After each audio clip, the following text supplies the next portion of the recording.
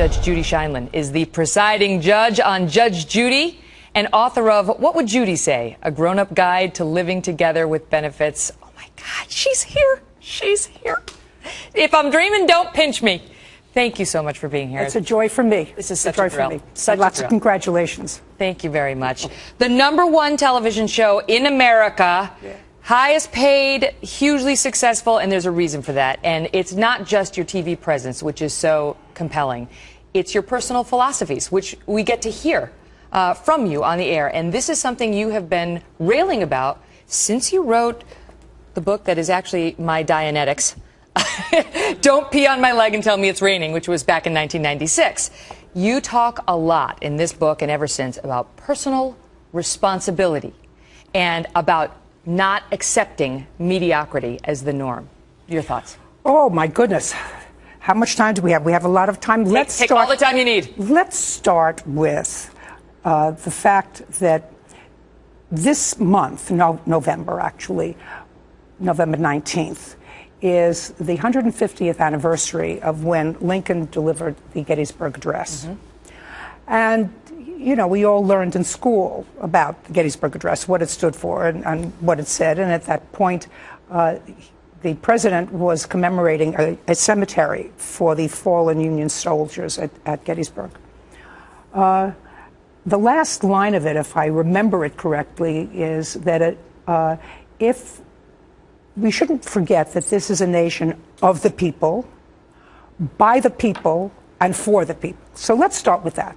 If it's a government of the people and by the people, we're talking about people who are responsible, have to act responsibly. And we're also talking about the fact that government is there to serve us, not the other way around. I'm going to go back to a story, Megyn. When I was the supervising judge in family court in Manhattan back in the 80s, I had a judge who didn't take the bench on time. I like to get there early. People are waiting. Citizens pay for an expensive court system, just like the public pays for an expensive government. Mm-hmm. And I felt as if I was a public servant. They paid my salary. They were entitled to a day's work for a day's pay. So court started at 9:15. I was on the bench at 9 o'clock, ready to get going, and everybody else was there waiting for me, court officers, clerks. This judge had a house in the Hamptons. And he couldn't get to work on time on Monday before 11. And I would say to him, Judge, it's not the right thing. You have people sitting outside. He said, they can't do anything unless I'm here. And I said, but you know, you're a public servant. The public is not there to serve your needs. Mm-hmm. Well, that's a lot of what we're seeing in government today. Mm-hmm. We're seeing mediocre people elected to substantial positions, because very, very often substantial people don't want to run for government office anymore because of all the hassles of it.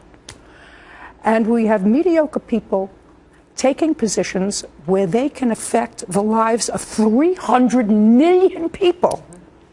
I mean, whether you believe in Obamacare or don't. That's the law right now. So let's get moving, folks. Whatever your position is on it, that's what the public voted for at a particular time in our history. So that's what we have now, and we have to work around that. That being said, I think that the government today is too big, and the government has forgotten its vision, that it is there to serve the public. Mm-hmm. And what about that? Because you write in this book, which I love so much, Don't Pee on My Leg and Tell Me It's Raining, you talk about how by shifting the emphasis from individual responsibility to government responsibility, we have infantilized an entire population. We expect too much from our government. Absolutely right. I think that 150 years ago, when Abe Lincoln delivered the Gettysburg Address, everybody served in the Army. Big ones, tall ones, strong ones, not so strong ones. If you had an ear infection, you still served. If you could only see out of one eye, you still served. You did what you had to do in order to take that responsibility to the next level.